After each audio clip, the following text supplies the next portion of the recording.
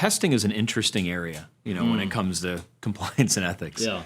And in fact, there's a range of opinions. And if I were to, I guess, spell out the two sides, you've got on the one side a genuine desire to evaluate performance. Do these individuals actually understand these particular points? Right. And I'm going to test them the same way I would test them in any other skills-based test Right. and come out with some conclusion. On the other end is I don't want to test anyone. I want to be able to demonstrate that they took the training. I want them, or built into the training, the notion that they quote unquote understood it. Right. Going back to being able to check the box and Right. say, I was able to develop and deliver this training in this area. They took it, coverage. And again, the other end is more true, testing and skill-based evaluation. What's your perspective on that? What direction, where are we today and where should we be going?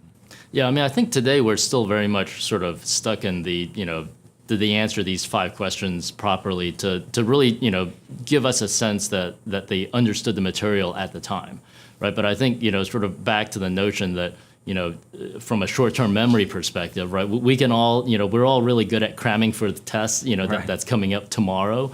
But then how much of that knowledge is truly retained and can truly help you apply that understanding when the time comes?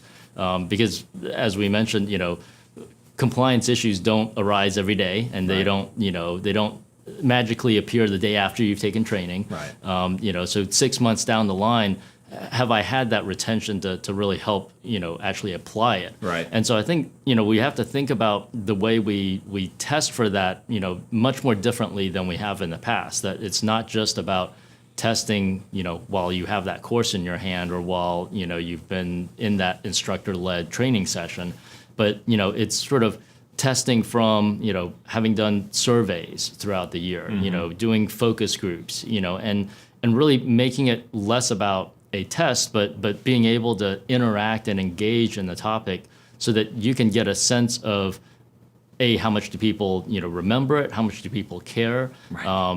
Where are areas, where there might be, sort of some behavioral gaps of just wanting to care about that particular topic. And that's a different kind of training reinforcement or education reinforcement that you may have to go think about, outside of just, hey, I need to deliver the course again.